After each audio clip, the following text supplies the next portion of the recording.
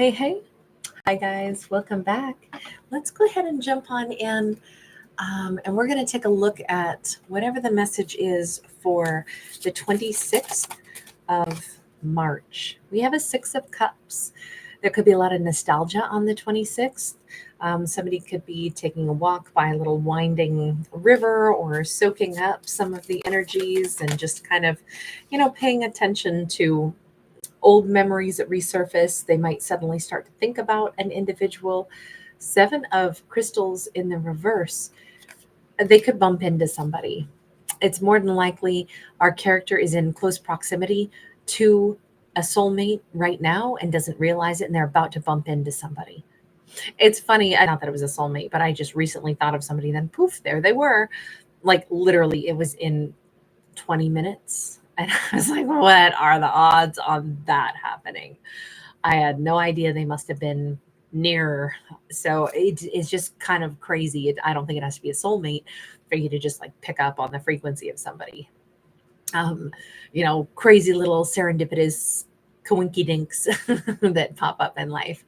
But we've got a character who I think maybe on the 26th, they are going to have something very unexpected.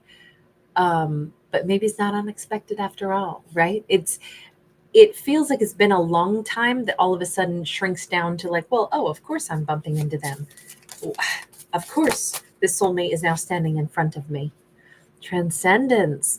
We may have a character that is becoming very much more attuned to whatever that energy is that connects us.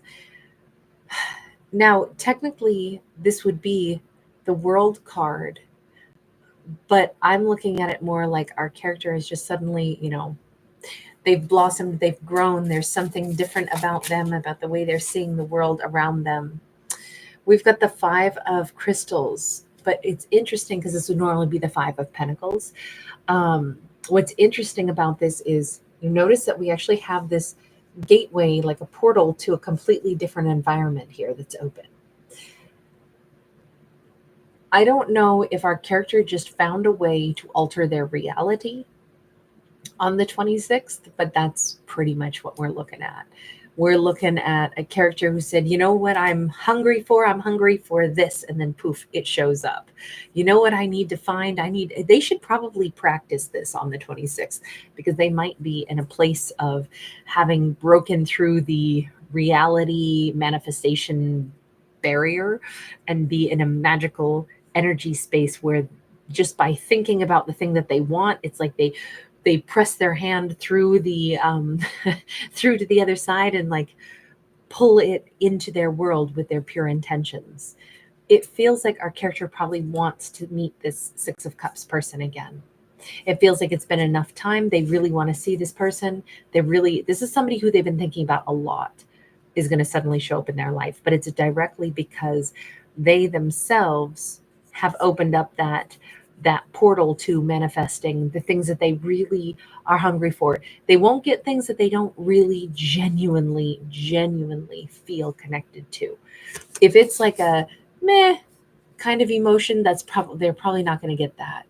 It's going to be the stuff that they would, and it's not even the things that they like sit there and focus on. It's probably the stuff from their subconscious, the things that feel like it's a part of their timeline and their life. It's something that is supposed to be, or it's a person that is supposed to be a part of their life. And that's the kind of stuff that they will be able to just kind of like magically pull toward themselves. It feels effortless. This is like the ultimate manifestation storyline. So on the 26th, I wonder if our character is going to find that they are able to call in many things that they think they want or need just with their thought processes. It feels like that's what we've got. We've got a 10 of Wands, which is laying down any burdens, and the 9 of Wands. And you notice that she's been carrying around all this quartz crystals. I feel like this is like an empath who used to hate being an empath. Like I hate feeling things like, oh my God, it's so much energy that I have to lug around. And I almost feel like they're realizing now, what if that energy that I pick up on, what if I could wield it differently? You notice how it's like she took these huge, rods of quartz crystal And instead she stuck them in the ground so that they are like collecting the power of the universe, the light of the universe, and channeling it right into like her garden space. She's starting to use her energy to heal her own life. She's starting to channel energy differently. That's really exciting. Why does she want he, it doesn't matter. It's just we saw feminine on two of these cards. So that's the only reason I'm saying her. And I will say this could be a masculine, but the way they're manifesting is with their divine energy of the feminine. And so it's the energy of the moon. And we have the moon right here, but it's the energy of gravitational pull, so pulling stuff toward themselves. This could be a dude just as easily as a woman, but I'm saying the energy flow that they're using for manifestation is the feminine, the pull. Okay, why specifically do they want to talk to a soulmate? Hermit. They've been lonely for a long time. Their soulmate could be a Virgo, or there's they could be a Virgo and they have been calling in their soulmate. Can I see which it is? There's been an element of loneliness, but also like nobody. Oh, what's that song? Nobody knows me like you do, nobody. Uh, where have you been? It's there were some cute like little memes and clippets of like best friends that are singing that song to each other or something. But we've got the Nine of Cups. It's like they've been in the midst of a chess game and it's time for the next person to make the move. I've been waiting for a long time for you to make your next move. And this is like, I'm ready to be happy now. And I've realized that for me to be happy, I have to say, but I want this, that I want this person in my life. I don't need to walk away from this. I'm wondering if we had a bit of I don't want to call it runner chaser dynamic, because I don't think that we had a chaser, but we may have had a bit of a runner, someone who maybe, and I think this is our lead character. I'm wondering if they've only just now come full circle to realize that at some point in time, they themselves were the individual who didn't really believe that they were allowed to be super happy. They might have stalled out a connection without realizing that's what they did. They may have found a way to act like, oh, you know what, relationships never work out for me. But really it's because they've always left them. They're like, well, yeah, I saw the writing on the wall. But I'm wondering if it was because our character, our lead character, didn't fully accept that they were allowed to be like happy in a stable connection. Maybe they couldn't quite believe that they could have that. So they kept saying, no, I got to keep journeying alone through the trees. I almost feel like this is somebody who's like maybe a little bit more mature in age, but they have maybe cycled through different relationships that didn't last super, super long, because they would always find a reason to leave it while still claiming that it's because it doesn't work for them. But in fact, I think that whatever this burden was that they carried, maybe they got overwhelmed by partners' emotions and such too, or they had to learn to navigate their ability as an empath. I could see that being the reason this person kept walking away from everybody, but insisting that I must not be, I just don't know how to pick the right people, or I'm not good in relationships. None of that part was true, though. Our character is, I think they're an amazing catch. And I think that whoever the soulmate is someone that they are ready to be with, but they were the holdup, even if they didn't know it. They needed to use that amazing energy to welcome in what they truly wanted for themselves. Whereas before, I think that they said, look, my journey in this life is to deal with all these burdens. And, I'm just not that successful in relationships. Maybe I should even stay alone, until they realize, wait a minute, that's hogwash. It would make me really happy to be with somebody. In fact, I think I'd be a great partner to somebody. They had to know that about themselves. So that's where the like new beginning is with that transcendence card, the world card comes in. They realize, I want that now. Okay, tell me about who the Six of Cups person is. We have got The Ace of Swords, it did come out sideways. And sorry, you can see these cards are really pretty, but they're very, very pale. So even I, in this lighting, I have to really look at them. This could be a Libra, Gemini, Aquarius. It could be someone who, you know what I almost feel? I feel like this was a relationship that could be amazing, and it always could have been amazing, but these two had to let the river of life flow. They had to flow down the river of life for a while, because I almost feel like this person, they might have mirrored our character in like, I know it's not exactly over, but I also know we're not like going to make a relationship happen right now. It almost feels like this weird, murky, no man's land where it's like, we're not being successful right now, but we also never really said goodbye to each other. We have the Temperance card, but it looks an awful lot like what we would expect to see, like a Two of Cups, right? And again, there's that river of life, and we have like a divine feather that's floating over the waterfall and now peacefully down the river. And we've got two little angels coming together here. They could be a Sagittarius or a Libra, Gemini, Aquarius, but they always knew we could be amazing together if the time is right. Now, hold on, because did you mirror this Hermit? Were you in the same space where it's like, I think I met the person that I would be amazing with, but for some reason, we're not lined up just yet. Maybe they were on the same exact energy flow of like, I got to find some peace inside of me first. High Priestess being upright, I'm going to say that's exactly what it was. I would not doubt that these two characters met each other, and somewhere in their secret, deep part of their brain, they said, wow, this is my person. God, I wish that I had been able to meet them in 2 years from today instead of today, which sounds crazy, but why would we not want somebody wonderful immediately when we meet them? Because maybe they both know right out of the gate, I know that they're the right person for me, but damn, I still got a ways to travel on this river. Yet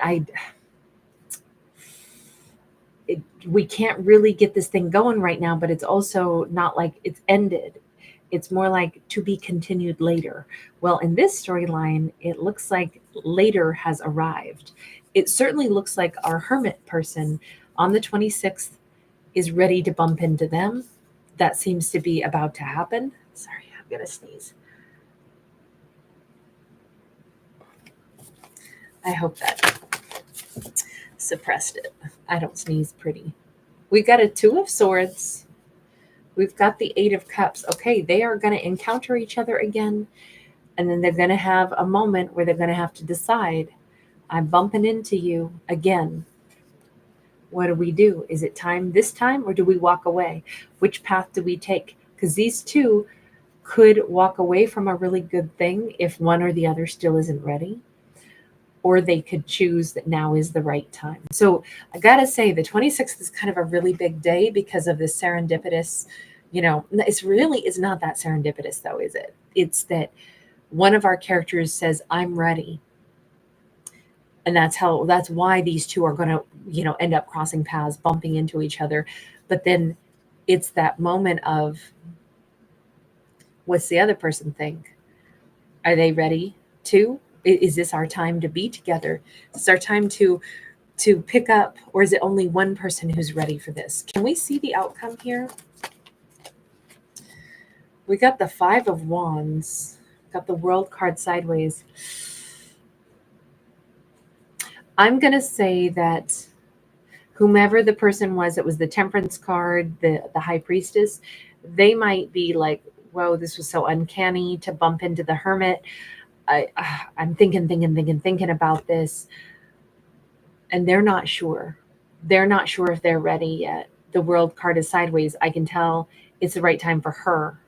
She's ready for this relationship. I don't know that I am. So, in fact, only one of them might be ready right now. What does that mean? What does that mean for the Hermit? The Tower and the High Priestess. There is, interestingly enough, the Hermit might say, okay, well, I realize now that I've learned to work with my energy flow. I'm an empath. I fully understand it. I can tell that they're not ready. Doesn't hurt me at all. In fact, if anything, I'm realizing maybe I'm supposed to connect to somebody else, not my soulmate. But now that I've seen them, I've touched base with them, and I know that probably I'll still end up with them at some other point in time, but they're not ready yet. They still got something that they got to do. I've completed my stuff, and I know that they know that. Obviously, we know that that Sagittarius, that Temperance energy, they know, wow, the Hermit's ready, like for marriage. But I can't say that I think I am yet. So he's got or she's got something else that they've got to do. The Hermit is the one who is, they've they've accepted like their empathic abilities. They're pretty happy. They're ready for relationship, companionship. But interestingly enough, the Hermit's like, I get it. They're not ready yet. You can't be ready when you're not ready. But we see two different offerings on this High Priestess. And I feel like our Hermit is going to wind up having a very beautiful, very loving relationship with someone that they will be very drawn to. But they just had to first confirm. It was like energetically, they're like, whoa, I'm ready for a relationship. Hang on, I got to touch base with that soulmate. Hey, are you ready for a relationship with me? And the soulmate's kind of like, I still got stuff to do. And it's like the Hermit's hanging up the phone going, that's okay. Now I know there's somebody else that I'm about to meet. And I feel like this is all just a whirlwind day where it allows our Hermit person to know which direction they're going now. They're ready to meet somebody new. They may meet someone almost immediately. They could start talking to somebody. Wow. Somebody that they will probably love quite a bit and who will love them also. Could be an earth sign, could be a water sign, but it's so wild that so much could happen so swiftly. This, let me just ask, do they later on in life, do they end up together?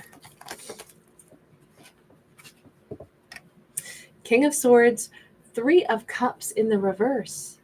I don't know that they end up together in this lifetime. This actually says possibly not. It could be that Temperance person is this King of Swords and he chooses a completely different life and chooses not to be in a powerful relationship. But our Hermit person is ready for a powerful relationship. That's why these two have to touch base, even though I don't know that they talk about it in such blunt terms like I have been. I just feel like our character is going to bump into somebody and they're going to realize, I'm ready for a relationship. I always thought that they could be the one for me, but if they're not trying to get with me, then I know that they're not ready, and I'm done thinking about it needing to be them. I can move on with somebody else. I'm even supposed to move on with somebody else. Just because it's a soulmate doesn't mean that that's who we're supposed to end up in a romance with. It almost seems like, interestingly enough, the Hermit person winds up in a relationship and the King of Swords stays single. Which is totally like possibly a flipped energy on that. Anyway, that is what we've got. I'm going to leave that there. Thank you so much for hanging out. Thanks for giving it a thumbs up. Bye, guys.